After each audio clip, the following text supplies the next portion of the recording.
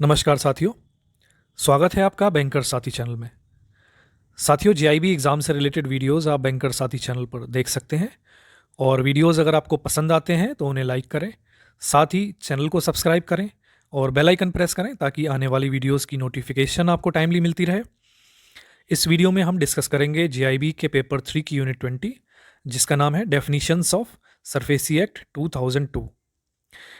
इस वीडियो में हम डिस्कस करेंगे कि सरफेसी एक्ट के अंदर जो टर्म्स डिफाइन किए गए हैं, उनकी जो भी टर्म्स यूज़ किए गए हैं उनकी डेफिनेशंस क्या क्या हैं, वो सारी डेफिनेशंस हम इस वीडियो में देखेंगे। साथियों, इसका प्रियम्बल जो है सरफेसी एक्ट का, वो कहता है कि ये एक्ट जो है इसलिए बनाया गया है ताकि ये रेगुलेट कर सके जो भी मैटर्स रिलेटेड होंगे सिक्योरिटाइजेशन से, रिकंस्ट्रक्शन ऑफ फाइनेंशियल एसेट से और इन्फोर्समेंट ऑफ सिक्योरिटी इंटरेस्ट। तो इन तीनों को ये रेगुलेट करेगा और इससे कनेक्टेड कोई और मैटर हैं उनको भी सरफेसी एक्ट रेगुलेट करेगा।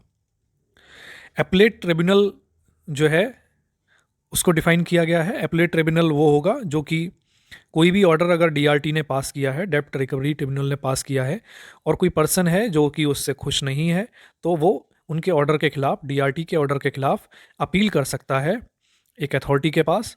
उस अथॉरिटी को हम एपलेट ट्रिब्यूनल कहेंगे।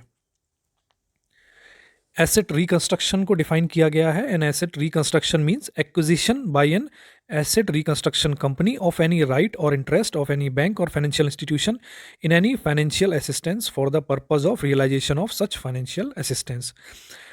तो कोई एसेट रिकंस्ट्रक्शन उसको कहेंगे जब कोई एसेट रिकंस्ट्रक्शन कंपनी किसी एसेट को एक्वायर करती है जो कि बैंक के पास है। बैंक ने कोई फाइनेंशियल असिस्टेंस दी है। फाइनेंशियल असिस्टेंस का मतलब यहाँ पे लोन से है साथियों। बैंक ने कोई लोन दिया है, उसको एक्वायर करती है एसेट रिकंस्ट्रक्शन कंपनी।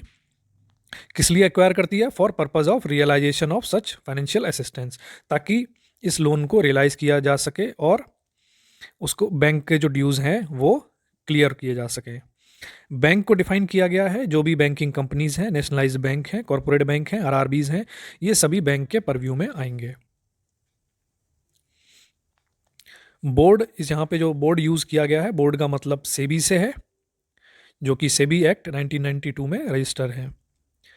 बोरोअर, कोई भी पर्सन जो कि फाइनेंशियल असिस्टेंस जिसको ग्रांट किया गया है या जिसने ऐसे किसी लोन में गारंटी ली है। फाइनेंशियल असिस्टेंस का मतलब लोन है, आप सिंपल लैंग्वेज में लोन समझ सकते हैं, लोन या एडवांस। उसमें अगर कोई गारंटर है जिसने अपनी प्रॉपर्टी पे कोई मॉर्टगेज या प्लेज करवाया है, वो भी बोरोअर की कैटेगरी में आएगा। डीआरटी को डिफाइन किया गया है। डेप्ट रिकवरी ट्रिब्यूनल्स वो हैं जो कि इस्टेब्लिश करे गए हैं रिकवरी ऑफ डेप्ट dues to bank and financial institution act 1993 के अंदर इनको इस्टेब्लिश किया गया है to deal with the cases of recovery, जो कि रिकवरी के केसेस को डील करेंगे। जो भी 20 लाख से ऊपर के केसेस होंगे उनको डील करने के लिए ट्रिब्यूनल्स बनाए गए हैं, उनको हम डेप्ट रिकवरी ट्रिब्यूनल कहेंगे। और ये कौन से एक्ट में रजिस्टर्ड हैं? Bank and financial institution act, financial institution act 1993 के अंडर ये रजिस्टर्ड हैं, तो उनको हम डीआरटी कहेंगे। 20 लाख से ऊपर के केसेस में ये डील करेंगे। फाइनेंशियल एसेट्स किनको कहेंगे? अ क्लेम टू एनी डेप्ट और रिसीवेबल और part thereof, whether secured और अनसिक्योर्ड। कोई भी क्लेम या डेप्ट जो है, रिसीवेबल्स हैं, चाहे वो सिक्योर हो या अनसिक्योर हो, उनको हम फाइनेंशियल एसेट कहेंगे। या फिर एनी डेप्ट और रिसीवेबल सिक्योर्ड बाय मॉर्टगेज और चार्ज ऑन इमूवेबल प्रॉपर्टी। कोई चार्ज या मॉर्टगेज जो क्रिएट हुआ है आईएम के ऊपर, उससे अगर कोई रिसीवेबल सिक्योर्ड हैं, वो भी फाइनेंशियल एसेट के अंदर आएंगे। अ मॉर्टगेज, चार्ज, हाइपोथिकेशन और प्लेज ऑफ मूवेबल प्रॉपर्टी। या फिर मूवेबल प्रॉपर्टी के केस में कोई मॉर्टगेज है, चार्ज है या हाइपोथिकेशन या प्लेज जो है वो इसके अंडर आएंगे। Any right of interest in the security whether full और पार्ट सिक्योरिंग डेट। कोई भी इंटरेस्ट है अगर सिक्योरिटी में क्रिएट की गई है सिक्योरिटी कोई, तो वो भी फाइनेंशियल एसेट के अंदर है। कोई भी फाइनेंशियल असिस्टेंस यानी कि कोई भी लोन या एडवांस जो है वो फाइनेंशियल एसेट की डेफिनेशन के अंदर आएंगे। फाइनेंशियल इंस्टीट्यूशन हम किनको कहेंगे? Public financial institution with in the meaning of the companies act 1956 जो कंपनी एक्ट 1956 के अंडर जो फाइनेंशियल इंस्टीट्यूशंस हैं, और ये कंपनीज एक्ट 1956 को अब हम इंडियन कंपनीज एक्ट 2013 भी कहते हैं, तो उसके अंदर जो रजिस्टर्ड हैं वो फाइनेंशियल इंस्टीट्यूशन की तरह वो आएंगे इसमें। Any institution specified by central government under the recovery of डेप्ट due to bank and financial institution act 1993।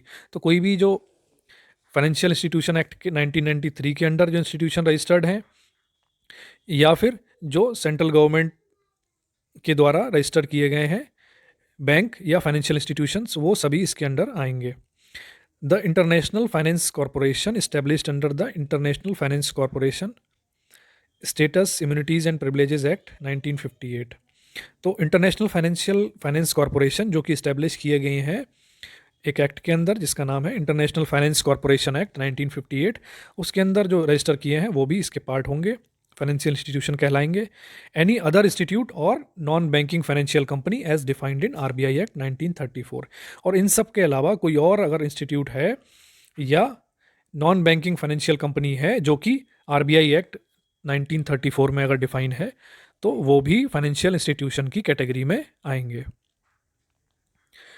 Hypothecation को डिफाइन किया गया है। साथियों एक चीज़ बता दें आपको कि हाइपोथिकेशन को पहले किसी भी एक्ट में प्रॉपरली डिफाइंड डेफिनेशन उसकी नहीं दी गई थी। हाइपोथिकेशन को डिफाइन किया गया है सरफेसी एक्ट 2002 में। ये क्वेश्चन कई बार आ जाता है डायरेक्टली कि हाइपोथिकेशन को किस एक्ट में डिफाइन किया गया है, तो वो सरफेसी एक्ट 2002 उसका आंसर होगा। हाइपोथिकेशन मीन्स अ चार्ज, ये चेंज नहीं है, चार्ज है। चार्ज इन और upon any movable property existing और future created by a borrower in favour of a secured creditor without delivery of possession. तो ये सारी कंडीशंस हैं। हाइपोथिकेशन हम तब मानेंगे जब कोई चार्ज हो, किस पे, मूवेबल प्रॉपर्टी पे चार्ज हो। इमूवेबल प्रॉपर्टी के केस में हाइपोथिकेशन नहीं होगा, केवल मूवेबल प्रॉपर्टी के केस में होगा। चार्ज इन और upon any movable property existing हो सकती है या फ्यूचर की हो सकती है। फ्यूचर में जो आएंगी वो भी इसमें कवर हाइपोथिकेशन में हो सकती हैं। क्रिएटेड बाय बोरोवर, जो कि बोरोवर के द्वारा चार्ज ये क्रिएट किया जाना चाहिए। इन फेवर ऑफ सिक्योर्ड क्रेडिटर, किसके फेवर में, सिक्योर्ड क्रेडिटर जो कि बैंक होते हैं secured creditor. Without delivery of possession, ये बहुत इंपॉर्टेंट पॉइंट है, इसमें पोजेशन डिलीवर नहीं होता है। गुड्स जो रहती हैं, जो सिक्योरिटी है, जैसे कि कार, बाइक्स, स्टॉक्स, इन सब का हाइपोथिकेशन होता है। तो ये जो पोजेशन जो रहता है वो बोरोवर के पास ही रहेगा। गाड़ी जो है बोरोवर के पास ही रहेगी, गुड्स जो है वो बोरोवर के पास ही रहेंगी, तो पोजेशन डिलीवर नहीं होता है। तो ये हाइपोथिकेशन की डेफिनेशन थी। नॉन परफॉर्मिंग एसेट्स उनको कहेंगे जो कि आरबीआई की गाइडलाइंस के अकॉर्डिंग सब स्टैंडर्ड में है, डाउटफुल में है या लॉस एसेट हो चुके हैं। जैसे कि आरबीआई गाइडलाइंस जो आती हैं समय समय पर, उनके हिसाब से अगर क्लासीफाई होते हैं इन किसी कैटेगरी में, तो उनको हम नॉन परफॉर्मिंग एसेट्स कहेंगे। ओरिजिनेटर कौन होते हैं? Originator is the owner of financial asset that is acquired by securitisation company. तो ओनर कौन होता है? ओनर वो होते हैं बैंक्स। सिक्योरिटाइजेशन कंपनी जो है फाइनेंशियल एसेट लेती है बैंक से, तो बैंक ओरिजिनेटर होंगे। Originator is the owner of financial asset that is acquired by a securitisation company और reconstruction company for the purpose of securitisation और रेसिट रिकंस्ट्रक्शन। तो ओरिजिनेटर हैं जो कि बैंक होते हैं, नॉर्मली बैंक होंगे जिनसे किसी सिक्योरिटाइजेशन कंपनी और रिकंस्ट्रक्शन कंपनी ने एसेट एक्वायर किए हैं। किस पर्पज़ के लिए? फॉर सिक्योरिटाइजेशन और एसेट रिकंस्ट्रक्शन। सिक्योरिटाइजेशन या एसेट रिकंस्ट्रक्शन के लिए एसेट्स एक्वायर किए हैं जिनसे वो ओरिजिनेटर होंगे। ऑब्लिगर कौन होगा? ऑब्लिगर साथियों, ऑब्लिगर कहते हैं बोरोवर को। बोरोवर और any other person liable to pay to the originator, जिसकी लाइबिलिटी है बैंक को, जिसके ऊपर बैंक के ड्यूज़ हैं, जिसको पे करना है। डेप्टर जो है या बोरोवर जो है वो, उसको हम ऑब्लिगर भी कह सकते हैं। प्रॉपर्टी डिफाइन की गई है। प्रॉपर्टी में इमूवेबल प्रॉपर्टी हो सकती है, मूवेबल प्रॉपर्टी हो सकती है। एनी डेप्ट और any right to receive payment of money whether secured और अनसिक्योर्ड, तो ये भी प्रॉपर्टी के अंदर आएगा। रिसीवेबल्स वेदर एग्जिस्टिंग और फ्यूचर, ये सभी प्रॉपर्टी के अंदर कवर होंगे। रिसीवेबल्स में जो सन्ड्री डेप्टर्स वगैरह होते हैं, बुक डेप्ट्स वगैरह होते हैं, वो। इंटेंजिबल एसेट हो सकते हैं, patent, copyright, trademark, licences, franchisee और एनी अदर बिजनेस और commercial right of similar nature. तो ये टेंजिबल एसेट हो सकते हैं, इंटेंजिबल एसेट हो सकते हैं, इमूवेबल या मूवेबल, ये सभी जो हैं वो प्रॉपर्टी के अंदर आएंगे। क्वालिफाइड इंस्टीट्यूशनल बायर्स हम किन्हें कहेंगे? Means a financial institution, insurance company, bank, state finance corporation, state industrial development corporation और a foreign institutional investor registered under the securities and exchange board of India act 1992। तो जो भी SEBI act 1992 के अंदर registered हैं, चाहे वो इंस्टीट्यूशन हो सकते हैं, फाइनेंशियल इंस्टीट्यूशन हो सकते हैं, इंश्योरेंस कंपनी हो सकते हैं, बैंक हो सकते हैं, स्टेट फाइनेंशियल कॉरपोरेशंस हो सकती हैं, स्टेट इंडस्ट्रियल डेवलपमेंट कॉरपोरेशन हो सकती हैं, या फॉरेन इंस्टीट्यूशनल इन्वेस्टर्स हो सकते हैं जिन्हें हम FII भी कहते हैं। तो ये सभी जो हैं वो क्वालिफाइड इंस्टीट्यूशनल बायर्स की कैटेगरी में आएंगे। रिकंस्ट्रक्शन कंपनीज कौन सी होती हैं? जो कंपनी फॉर्म की गई हैं और रजिस्टर की गई हैं under companies act 1956 for the purpose of acid reconstruction. तो सिंपल है, 1956 कंपनीज एक्ट जो है उसके अंडर जो कंपनी रजिस्टर की हुई हैं एसिड रिकंस्ट्रक्शन के पर्पज़ के लिए, उन्हें हम रिकंस्ट्रक्शन कंपनी कहेंगे। स्कीम का मतलब हुआ यहाँ पे, scheme means a scheme inviting subscription to security receipt proposed to be issued by a securitisation company और reconstruction company under that scheme. तो जब भी कोई सिक्योरिटाइजेशन या रिकंस्ट्रक्शन कंपनी जो होती है कोई एसेट एक्वायर करती है बैंक से, तो वो एक स्कीम निकालती है कई बार, और उसमें सब्सक्रिप्शन इनवाइट करती है कि आप अलग अलग जो इन्वेस्टर्स हैं, जनरली जो इंस्टीट्यूशनल इन्वेस्टर्स हैं, QIP जो हैं, क्वालिफाइड इंस्टीट्यूशनल इन्वेस्टर्स जो हैं, उनसे इनविटेशन होता है कि इन्वेस्टमेंट आप करो, तो उसके लिए स्कीम निकाली जाती है, और स्कीम निकाली जाती है उसमें सिक्योरिटी रिसिप्ट जो हैं वो इशू की जाती हैं उनको इन्वेस्टमेंट के बदले। सिक्योरिटाइजेशन का मतलब होता है acquisition of financial asset by any securitisation company और reconstruction company from any originator. तो अगर कोई भी सिक्योरिटाइजेशन कंपनी है वो किसी ओरिजिनेटर से यानी कि बैंक से जब भी कोई एसेट जो है एक्वायर करती है, तो उसको हम सिक्योरिटाइजेशन कहते हैं। सिक्योरिटाइजेशन कंपनी होगी कौन सी? It is company registered under companies act for the purpose of securitisation. तो जो सिक्योरिटाइजेशन के पर्पज़ के लिए रजिस्टर की गई है वो सिक्योरिटाइजेशन कंपनी हो गई दो, और जो रिकंस्ट्रक्शन पर्पज़ के लिए की गई है वो रिकंस्ट्रक्शन कंपनी हो गई। दोनों ही रजिस्टर होंगी कंपनीज एक्ट 1956 के अंदर, लेकिन सिक्योरिटाइजेशन कंपनी को RBI के साथ भी रजिस्टर होना होगा। Security agreement means an agreement, instrument और any document under which security interest is created. तो जो भी एग्रीमेंट होता है, चाहे वो हाइपोथिकेशन एग्रीमेंट हो, मॉर्गेज डीड हो, तो ये सभी जो एग्रीमेंट होंगे, कोई भी इंस्ट्रूमेंट होगा या डॉक्यूमेंट होगा जिससे कि सिक्योरिटी इंटरेस्ट क्रिएट हो रहा है, उनको हम सिक्योरिटी एग्रीमेंट कहेंगे। सिक्योर्ड एसेट कौन से होंगे?